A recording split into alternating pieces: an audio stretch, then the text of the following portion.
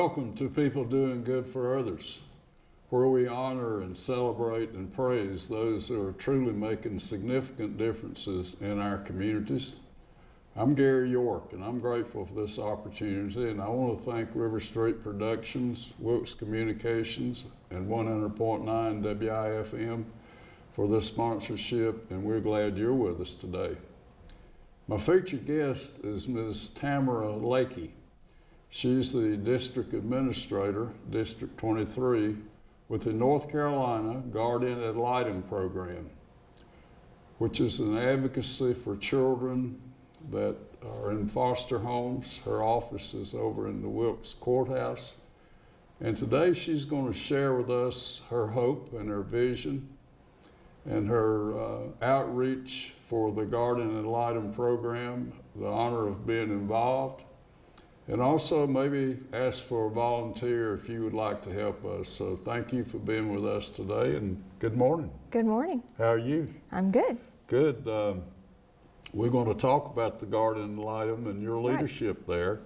But first, tell us about growing up here. I grew up in Wilkes County. I grew up in a little community out in the western part of the county in Ferguson, North Carolina, so it was out in the country. My mother worked for the County of Wilkes, and my dad worked for the North Carolina Department of Labor. He was a mine and quarry inspector, and he also was a full-time pastor, Baptist minister. So, wow. Yeah, I have one brother and had the perfect ideal family. So. And your immediate family here today? Yes, I live in North Wilkesboro. My husband is Chris Lackey, who is a United Methodist minister. We have one daughter who's 18, Rebecca, who's getting ready to graduate. So. And she'll be going to Meredith, right? Meredith College, yes. Yeah. What's her long-term plan? Does she have any idea yet? She actually does. She loves history, so she's going to major in history and get a secondary education certification as well. Okay. So she wants to teach in the school system for a while, but then she wants to go back and get her master's. And her ultimate goal would be to work in a museum, maybe be a museum curator or something. Wow. Yeah. And she has a couple part-time jobs and a tremendous volunteer advocate. Will you go through a little bit of that for us? She has worked with Special Olympics, volunteering with them since she was in the 6th grade. She's been the student liaison for the Special Olympics County Games Committee, Executive Committee, since she was in high school. As a matter of fact, we've got meetings coming up getting ready for this year's game. So she's also been part of the United Teens in Actions and the T3LC through the school system. Yep. She is the president of Project Unify. She's on Beta Club. She's on Student Council. She's very, very active. Outstanding. Plus what she does at church. So. And she's been an outstanding guest here, and I shall always treasure that experience. She has. Your career in criminal justice, and you went to App State. Share that with us. I did. I grew up with a great family life, and I was very interested in the court system, so I was at Appalachian, and I decided to go criminal justice route. And I love working in the court system. I love that whole process, and being able to do what I do now and help children and give back and still be able to enjoy working in the court system has been great. Tell us about Guardian Ad Litem. So the first part is no one can get the name right. The legislature decided to go with the name Guardian Ad Litem. Basically it means guardian in the law. It is spelled, we actually printed it out so you could see, it is spelled, the first part guardian, but the next part is actually Latin, which means in the law. And so a lot of people get it mixed up with saying guardian of light or something, but it's Guardian Ad Litem. Okay. And we are part of the actual court system. We have been part of that court system since 1983. It started with some pilot programs and stuff, but we are basically under a federal mandate to be advocates for children. And these children are in foster care through social services due to abuse or neglect. So, Tamara, just paint a picture of a live situation, how a youngster might come into your oversight, if you will, Right. and how does that happen? Right. Well, unfortunately, in this county, there's a lot of substance abuse problems and poverty, lack of jobs and stuff. So a lot of families fall into that category and get involved with social services because their homes may not be safe because of abuse or neglect. Social services have mandates that they try and work with the families before they have to try and approach a court involvement. If they're able to do that, then that's wonderful if they can help the family. If they cannot, then they do have to bring it to the court's attention and basically petition to the court that they need custody of this child to protect this child and to help the family with whatever needs they have, or to help the child move into a safe environment. So that first day in court, kind of who will be there that day? So in each case, of course, there's a judge. Social services is considered a party. They have social workers, of course, that work with them. Each parent is given a court-appointed attorney, and they work with that attorney to represent them. They're each a party. And then we, of course, represent the children. And so in our system, the way we operate in North Carolina, we have a volunteer from the community who's trained. We have an attorney advocate, and then we have a staff member, which might be myself or one of the supervisors that work in our counties. So, your staff, just your office, how many folks involved? And we cover 4 counties. We have, including myself, there's 5 of us. 4 of them are guardian ad litem supervisors. They supervise volunteers on cases and help them along through the process of how to advocate and legally how to help them through things. And then they also cover cases that do not have a volunteer. I do that myself. So if there are children who we don't have a volunteer to work directly with the family, then we as the case supervisor do it. so that person is a GAL volunteer, right? Right. Well, the staff member is just considered a staff member, but a person who actually comes from the community, such as yourself or whatever, would be considered a volunteer. Yeah. And no hours paid, but lots of benefits and rewards of the outcome. So, In some of my preparation, I read that there's over 5,000 volunteers in the state, yes. and that they have 500,000 hours, I think, involved, Yes. and saved the state of North Carolina over $12 million. It's amazing, isn't it? Isn't it? It's an awesome program, and we're really proud of that because it's a federal mandate that we have someone be an advocate for the child. And North Carolina is somewhat unique in how we run this program, and we operate it through staff with our government means, as through the judicial system. But we love using volunteers because we are able to do better service and do for a low cost. So. They are effective. That was part of my preparation. Yeah. Why do we have volunteers? And so it's because they're effective. Well, it is amazing to take a case, and any of my staff will agree, for a volunteer to take that child's case and work with that child and see the difference that they make versus we make in the office. It's because they can give more time. Yeah. And it's one family, one volunteer, and that volunteer can devote so much more time than we as staff can do. Ms. Lackey, I was back referring to being a voice. Yes. How about address that, just like that, the impact of that, of being a voice for that youngster? Right. So for years, children have been through the system and just lingered in the system and didn't have a voice. And so that is our full purpose. These children get told where they have to live, where they go to school, the things they can and can't have, and they were getting lost in the cracks of the system. And so our purpose with Guardian Ad Litem is to give them a voice. We are required in our program to share with the court, the judge, the child's wishes, whether we agree with them or not. If they wish to go home to their parent, then we have to tell the judge that. If we feel it's not safe for them or some other recommendation needs to be looked at to provide for them, then we may not make that recommendation. But we are required to tell the judge the child's wishes. So that's how we are their voice.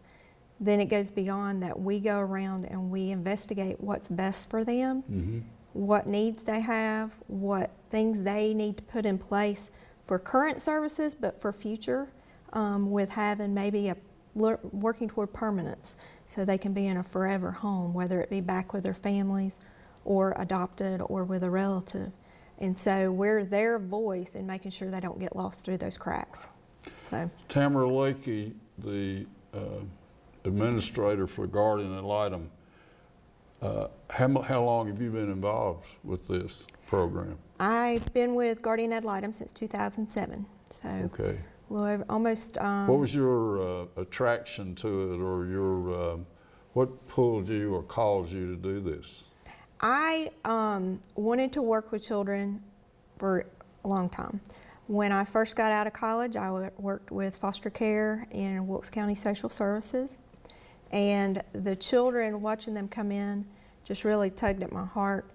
And when I came into the Guardian Ad Litem program, I really wanted children to have what I had had. I described my parents and my family before. It really was the ideal, perfect family. And I feel like all children deserve to have that opportunity. So. Yeah. How about that? So we have social services, a petition. I was impressed by the team concept of working together. Share that with us. Each case is petitioned to the court. It's a legal document that the social services files to get court involved. The minute that paperwork is filed with the court system, the team gets on it. Our team is the volunteer, the attorney advocate, that is the attorney for the child, and then the supervisor, whoever's going to be helping that volunteer through. The supervisor is kind of the coordinator, the middle man between the volunteer and the attorney, but we go together to court.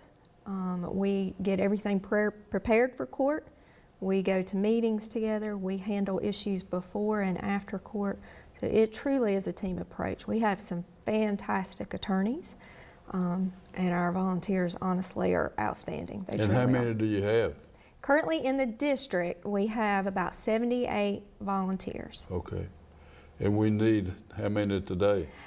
Yes, we currently need about 140 more children covered by volunteers. So we are hoping to get 60 more volunteers this year to cover. Well, how would a person, if we have a person with us today, how could that person get involved? They can call our offices. And we do have a website. They can also contact us there. It's volunteerforgal.org. But they can go through and get some information through that means. We're located in the courthouse, so if anybody wants to just drop by and see us, we'll be happy to talk with that. But it's a process, so it's an application process just like you would for a job. You have to apply, you have to be interviewed. You have to have background checks. You're dealing with children, so we really have to make sure we're providing safe, hands-on people connecting with these children. So. Now, we've also discussed that there are different combinations of people. Some of them maybe work together as a team, husband, wife.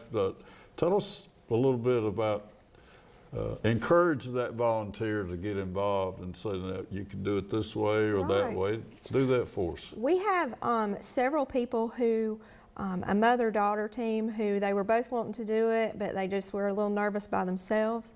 So they came on board and they literally took a family that we had 6 children in.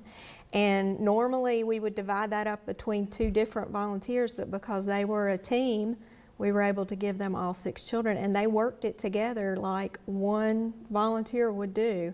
Wow. We've got husband and wife teams. We have best friends that are teams, and so it's pretty awesome. They're able to travel together and work a case together and do so. Now tell us, how many children did we help last year? In our district, we had 515 children go through the Guardian Ad Litem. Yeah. And again, how many volunteers would we love to encouraged today to contact us. We need 60 more this Need year. 60 more. Now, we're going to do a great job of training these Yes. dedicated individuals. Let's talk about that. The training is requirement. It is a 30-hour training. It is the equivalent of taking a college class. It's very intensive, very thorough, hands-on. You have someone walking you through the whole process. Half of it is done online, so you can do like the homework piece on your own, and you're able to work at your own pace. A lot of people are worried about, I don't have time today to do it, so they can do a little bit today, a little bit tomorrow, whatever. So it's a week-by-week class. Tamara Lackey, tell us about the time.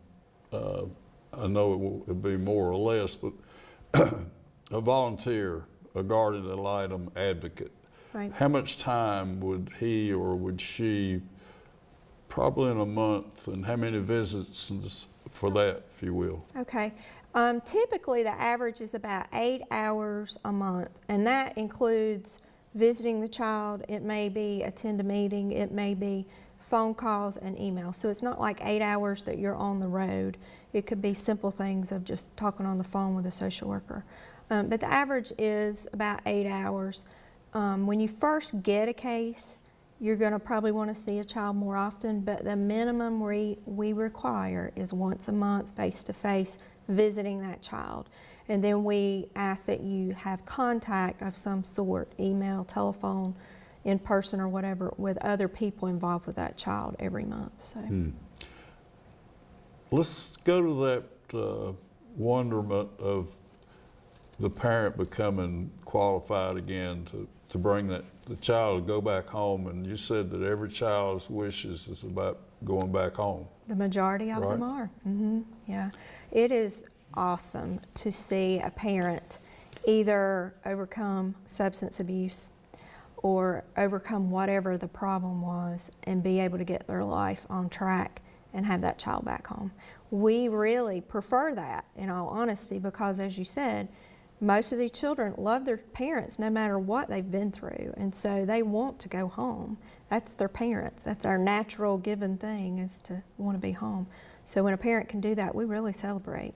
So that's the miracle, the wonderment or opportunities to volunteer, that this may be the significant reward. Oh yeah, right? Oh yeah. And I have volunteers ask me, what can I do with this family after we're finished with our case? And my comment is, if you want to continue to be a support for that family, just as a citizen, to help this parent along, that's your right. You're not a guardian ad litem for the case anymore, but you can continue to help that family. And we've seen a lot of success with that. A little bit more, if you will, about the youngster maybe wanted to be in Little League, or maybe wanted Boy Scouts, Girl Scouts, or activities, and they have that desire, but maybe it's not happening. How do we, tell us about that? So with our court and our recommendations as an advocate, we can make decisions from as serious as who has custody of this child and where the child's placed, but we can make it as small as what we would consider the child wants to play soccer, or the child wants to be in Boy Scouts. Or I'll give you an example. We had a child who had a blanket that was all tattered up from his childhood, and our recommendation was to fix this blanket. And so we sent the blanket to a local company to get fixed, and they put it in a quilted type blanket. And the worker on the case sent me a picture of the child holding up that blanket, and you would have thought it was $1 million. It was wonderful, and it was just a blanket. But they can ask for little things, new shoes, whatever, but we also get the authority to ask for the big things. So. You have a mission of giving and being a person of great compassion for these circumstances, I guess, if you will. Right. Did that start at home? Yeah. My parents, just our faith and stuff, growing up in church, but my family always were giving to other people, still do today. My husband goes on mission trips every Oh, year. he does that. Lots of mission trips. And so I don't get to travel as much, but this is my mission. This is my mission field. And so giving back to other people, that was a no-brainer in all honesty, because I love So helping that's who people. you are, and that's Yep. how we were raised. And That then was- you happen to, your wonderful husband, and what a partnership. Talk about that partnership of both of you having servants' hearts. Yeah. It's a busy life sometimes, but we both, and he was raised that way as well. I mean, his parents both give back to their community tremendously. It's just, we both feel that's our calling, is to give back to others and really help That's our Arnold community. and Becky Lackey? Yeah, Yep. yeah. Okay. When these opportunities, when you get a case, tell us a little bit about how that starts in your office, and if you will. Once we get the legal paperwork from the clerk of court's office, we basically go through and assign a volunteer to take this case, and then we meet with them about the case. Their first steps typically are to contact social services, because there's family history usually there. And so they'll get some background information as to why currently the children are involved with the court system, and then some background of what's going on throughout the child's life with the family, or extra dynamics of that. Once they do that, then typically they'll contact wherever the child's living and try and go visit the child. It doesn't matter if it's a 3-month-old infant or if it's a 17-year-old teenage boy. We go and we see the child as quickly as we can to let them know who we are and that we're working for them, and that we want to make sure that they're our main focus. So after that, we get in contact with any other people who are involved with this child. It could be the school system, daycares for small children, doctor's offices, counselors, you name it, we can contact them. Are there ages? Do you have ages? Yes, we serve from birth until 18 years old. 18. Once they're 18, they're no longer involved with the court system or guardian ad litem. Okay. Yeah. The training, did we mention there's 30 hours of training, and then you have continuing ed too, right? We do. We actually met this past week, and we talk about ongoing things that volunteers could utilize, helping testifying in court or helping with doing different things with that process. We're actually going to be doing something with helping volunteers understand substance abuse treatment more, because that is so prominent here in our district. So we try to give them as much information as we can to help further their education on how to better serve children. So. Okay. The impact, just from a personal perspective of the Guardian Ad Litem program, the community impact, would you do that for me? Just to say, Gary, I just know this is happening, and these good things about our community are just standing tall. Yeah. We have a great need, especially in Wilkes, for children to be helped and served. And we have the opportunity in the community to take back to this community, help improve it by helping these children. Because these children will be our community in the future, and we want to make sure that they get the best possible outcomes now to help them in the future. But our community can take ownership of helping these children by doing simple things like being a volunteer or becoming a foster parent or just Does that happen being a out lot? there. Mm-hmm. Yes, yeah. So tell us how that works. Becoming a foster parent. Typically it's through, you have to have what's called a licensing agency. Okay. Most of the time it can be either social services. We have Children's Hope Alliance here in Wilkes. Ebenezer Children's Home also does that. And they will as well provide training and guidance for foster parents. They have to have their home, of course, inspected and things that are certain state requirements for them. And you're sworn in. You're legally I guess, a relationship with the state. Right. Tell us how that works. Once you've completed all the requirements, including the training, then you are officially sworn in by a judge to be the advocate for the child. So you are part of the court system in that regard. That gives you an open door to an appointment order that a judge signs for that child. That gives you the authority to get anything you need to help make a best interest determination for that child. Do you have a couple experiences? I think it's a good time for me to again thank our sponsors, Okay. you know, Wilkes Communications and River Street Productions and WIFM. And this certainly has been an enhancing moment in my life to have the opportunity to be with you today. Yeah. So a couple of experiences before we come to the end, if you will. We have had children come through and be pulled out of such terrible circumstances. Are resilient, right? That is the amazing part, is how some of those children can be resilient through the extreme trauma they've faced. But to see that same child be able to go into a family that loves them. And Love, wow. yeah, that really does care for them. Yeah. I can show you pictures, if I could legally, show you pictures of a child when they first come in, and then a picture of a child when they leave, and they're like a totally different person.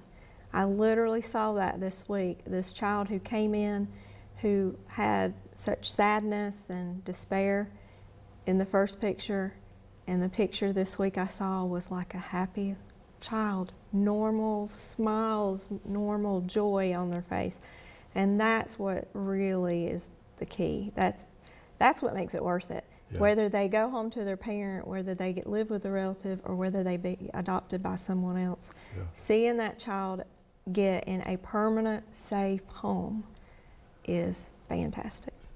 So that opportunity to go back home is such a fulfilling, as I see the smile on your face and gratitude of that youngster, that everything comes back together. Maybe Yeah. it was just totally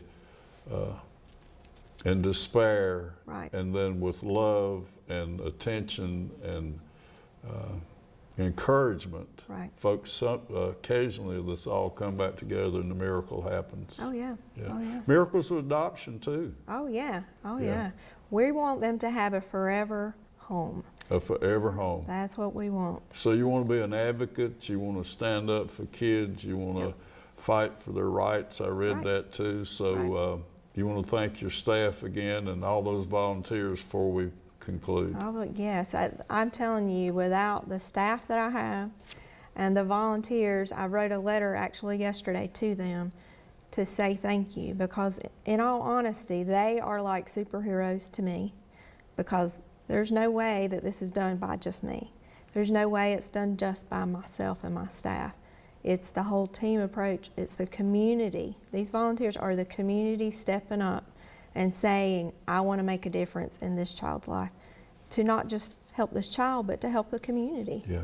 So, And I also read that a volunteer stated in our little booklet you had there about voices that I'm a better person because of my commitment as a volunteer. Oh, And my yeah. life has changed, and how grateful they were. So conclude, if you will, a few words about being grateful for the opportunity you've had, Tamara Lackey.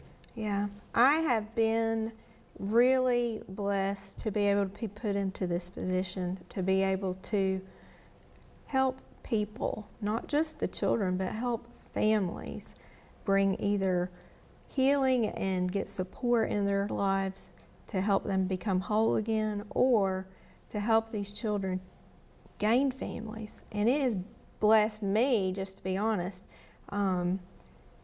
Days can be stressful, but it has truly blessed me to say, I know what I'm doing and I can see I make a difference. I might not see it every single day.